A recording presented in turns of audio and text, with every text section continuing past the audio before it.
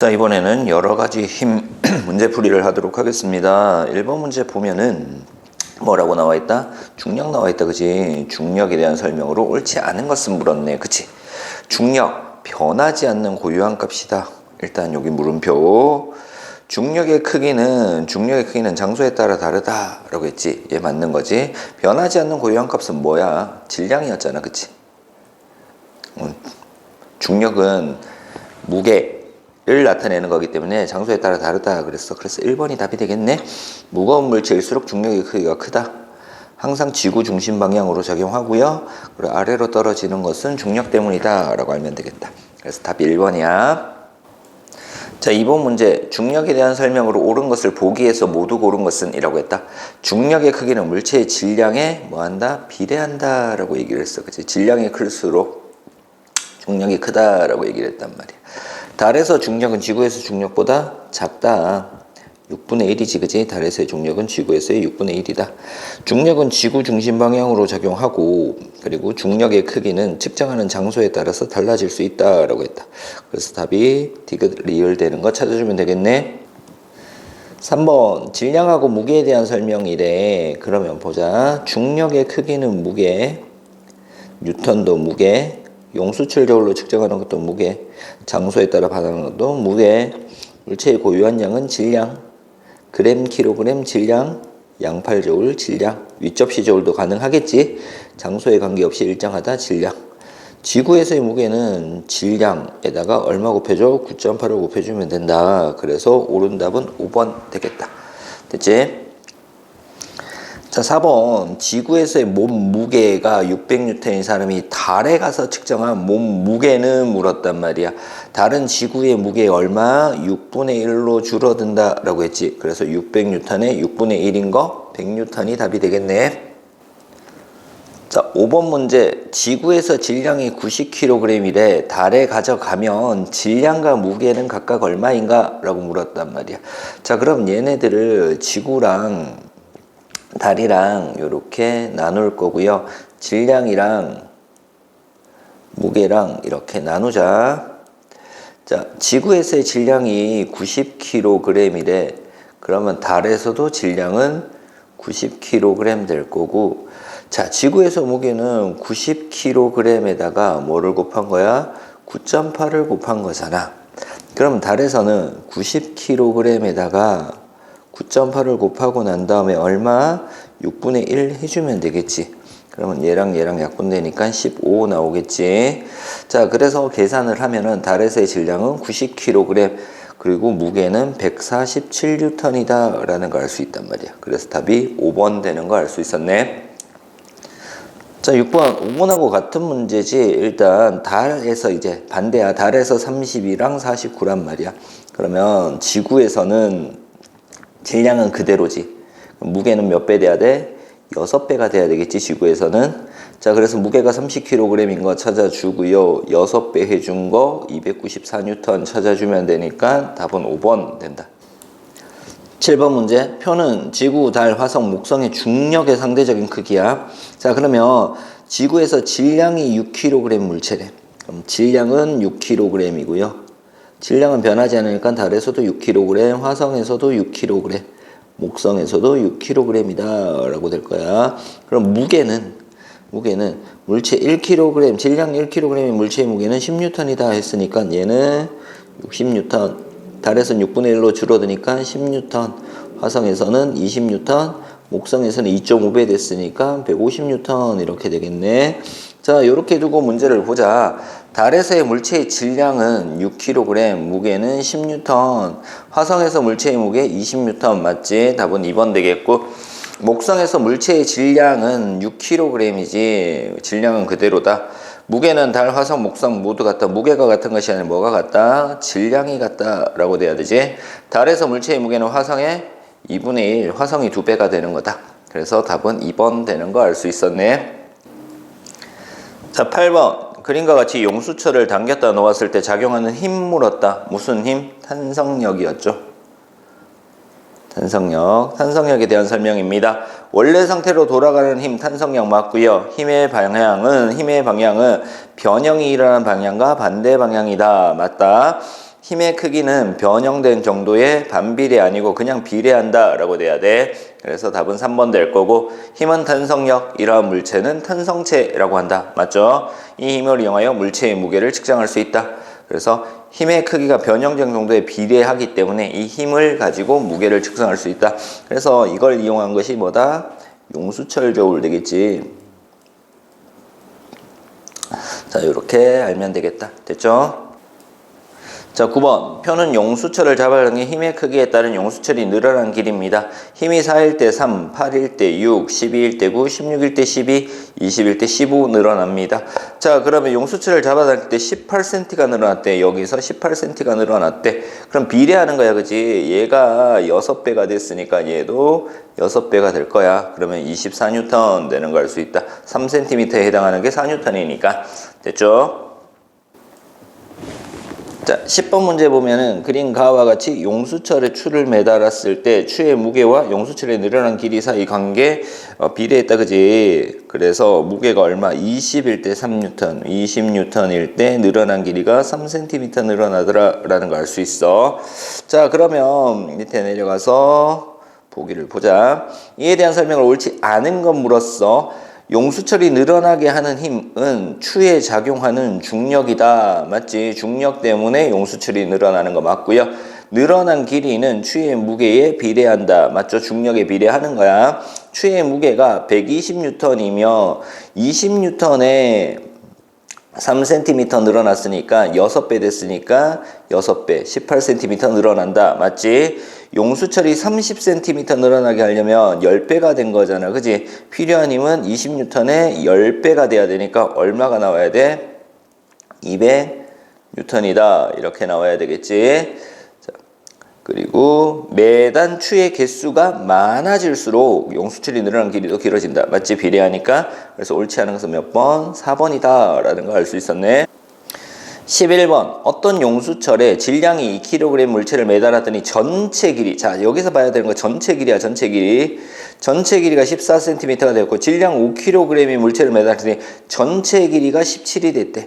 자, 그러면 2kg에서 5kg까지 얼마? 3kg이 증가했더니 늘어난 길이가 얼마였다? 3cm였다. 그러면 1kg당 얼마? 1cm가 늘어나더라 라는 거 알 수 있단 말이야. 그러면 늘어나기 전 용수철의 원래 길이 물었지, 그치? 그러면 2kg을 달았을 때 전체 길이가 14cm인데 1kg당 1cm니까 원래 길이는 2cm 빼주면 되겠지, 그치? 그래서 3번인 12cm가 답이 되겠네. 자, 다음 문제. 그림은 용수철에 추를 매달았을 때 용수철이 늘어난 길이와 추의 개수 사이의 관계. 자, 추 한 개의 무게는 10N이다 라고 나와 있단 말이야. 그러면 10N일 때 2cm씩 늘어나는 거네. 자, 그럼 봐요. 이 용수철을 달에 가져가서 추를 6개 매달았대. 그러면 지구에서의 중력이 얼마였다? 무게가, 지구에서의 무게가 60N인데 달에 가면 무게가 얼마가 된다고? 10N이 되는 거잖아. 그치? 그러면 10N일 때 2cm 늘어나니까 달에서는 2cm 늘어난다 라는 거 알 수 있겠다. 됐지? 자, 13번. 그림과 같이 한쪽 끝이 고정된 용수철에 연결된 물체를 밀었대. 물체를 미는 동안 물체에 작용하는 탄성력의 방향, 밀었으니까 변형되는 방향 반대 방향으로 작용할 거고, 마찰력의 방향은 운동 방향과 반대 방향으로 마찰력이 작용하겠지. 그래서 탄성력의 방향도 오른쪽, 마찰력의 방향도 오른쪽이 되는 1번이 답이 되겠다. 그래서 탄성력은 변형되는 용수철, 탄성체가 변형되는 반대 방향, 그리고 마찰력은 물체가 운동하는 반대 방향, 이렇게 알면 되겠다. 됐죠? 14번 문제. 마찰력에 대한 설명으로 옳지 않은 것을 물었다. 그치? 접촉면에서 물체의 운동을 방해하는 힘이 마찰력, 운동 방향과 반대 방향으로 작용하고, 무게가 무거울수록 크다.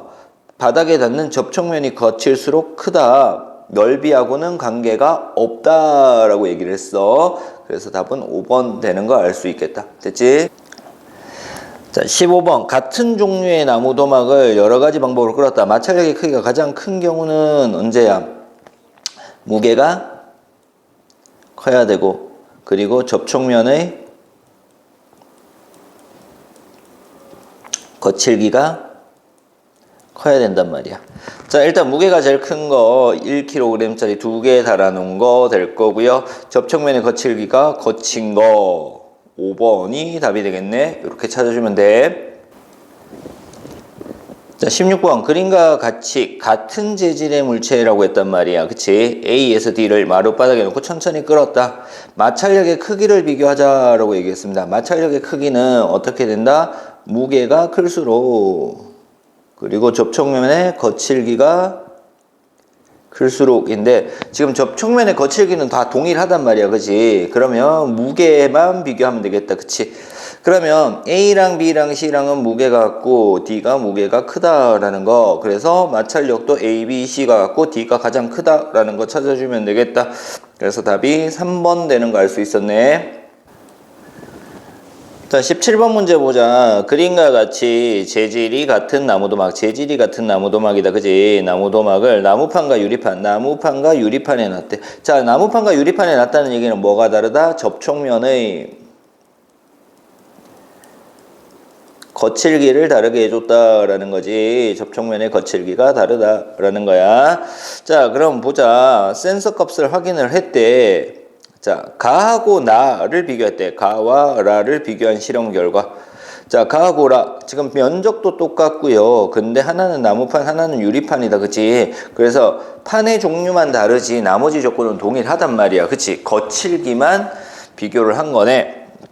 그래서 알 수 있는 사실은 거칠기에 따라서, 표면의 거칠기에 따라서 마찰력이 다르다, 이거 알 수 있단 말이야. 그래서 답이 5번 되는 거 찾아주면 돼. 나머지 조건은 다 동일하니까. 자, 18번. 마찰력이 커야 편리한 경우, 크면은 잘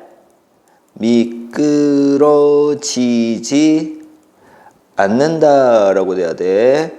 그래서 마찰력이 크면 잘 미끄러지지 않는다라는 거, 잘 미끄러지지 않아야 되는 경우입니다. 길을 걸어갈 때 미끄러지지 않아야 되겠죠. 나머지는 잘 미끄러져야 되는 거네. 그래서 답이 2번 되는 거 알 수 있었다. 자, 19번 문제는 부력입니다. 부력은 뜨려고 하는 힘이지 부력의 크기 측정할 수 있다라고 얘기를 했어요. 그래서 측정하는 방법 수업 시간에 정리를 해줬고요. 부력의 방향은 물체에 작용하는 중력의 방향과 반대이다. 그치? 뜨려고 하는 힘이니까 중력의 방향과 반대이다. 물에 완전히 잠긴 돌은 잠긴 깊이가 깊어질수록 부력의 크기가 커진다. 완전히 잠긴 돌이기 때문에 완전히 잠겼을 땐 깊이하고 관계없다. 부력의 크기는 같다라는 거, 완전히 잠겼을 때는. 자, 물 위에 떠 있는 물체에는 부력이 작용하는 거지. 부력 때문에 떠 있는 거야. 그지? 부력 때문에 떠 있을 수 있어. 작용한다. 부력은 물 속에서뿐만 아니라 공기 중에서도 작용하는 힘이다. 그지? 부력은 액체 상태랑 그리고 기체 상태에서도 부력이 작용하는 거였지. 그래서 답이 5번 되는 거 찾아주면 되겠네. 자, 20번. 공기 중에서 무게가 200N이다 라고 나와있다. 물속에 넣었던 무게를 측정하였더니 130N이다. 자, 그럼 물속에 넣었을 때 물의 부력이 부력 때문에 어떻게 돼? 무게가 줄어든 거잖아. 그러면 감소한 무게가 부력이다 라고 알면 돼. 그래서 200에서 130 빼주면 되니까 이 물체의 부력의 크기는 70이다 라는 거 알 수 있다. 됐죠? 자, 21번. 부력의 크기를 측정하기 위해서 힘 센서를 이용하여 공기 중에서 추의 무게를 측정하고요. 그리고 추를 물이 가득 담긴 비커에 완전히 잠기게 한 후 추의 무게를 측정하였더니 결과가 다음과 같았다. 공기 중에서는 15, 완전히 잠겼을 때 10, 흘러넘친 물의 무게 5 이렇게 됐단 말이야. 흘러넘친 물의 무게가 부력이 되겠네. 그지? 그래서 공기 중에 힘 센서에서 완전히 잠겼을 때 힘 센서가 빼면은 얘가 나오니까 부력이 될 거다. 자, 그러면 보기 보자. 이 실험에서 추가 받는 부력의 크기는 5N이다 라고 돼야 돼. 부력은 물속에 잠긴 물체를 위로 밀어 올리는 힘이다. 맞죠? 물속에 잠긴 추는 중력과 부력이 동시에 작용한다. 중력과 부력이 동시에 작용해. 물에 잠긴 부피가 커질수록 부력은 커진다. 증가한다. 그래서 물에 잠긴 부피가 부력이다 라고 알면 되고요. 추에 작용하는 부력의 크기는 추가 잠기면서 흘러넘친 물의 무게와 같다. 맞지? 그래서 옳지 않은 것을 모두 고르라 그랬으니까 답은 1번하고 4번 되는 거 확인할 수 있었다. 됐죠? 자, 22번 문제입니다. 그림은 수조에 부피가 같은 물체를 A, B, C, D를 넣었대. 그러면 C하고 D는 완전히 잠긴 거야, 그지? 완전히 잠긴 거고요. A, B는 덜 잠겼단 말이야. 그래서 우린 여기서 뭘 보자? 잠긴 부피를 보자라는 거야. 잠긴 부피가 부력이다 라는 거. 잠긴 부피만큼 부력이 작용하더라 라는 거. 자, D에는 부력이 작용하지 않는다. 아니죠. 부력이 작용했어요. A에 작용하는 부력의 크기가 가장 작다. 맞지? 잠긴 부피가 가장 작기 때문에 부력이 가장 작다. B와 C에 작용하는 부력의 크기는 같다. 맞아요. B와 C에 작용하는 아니죠. C, D가 같은 거죠.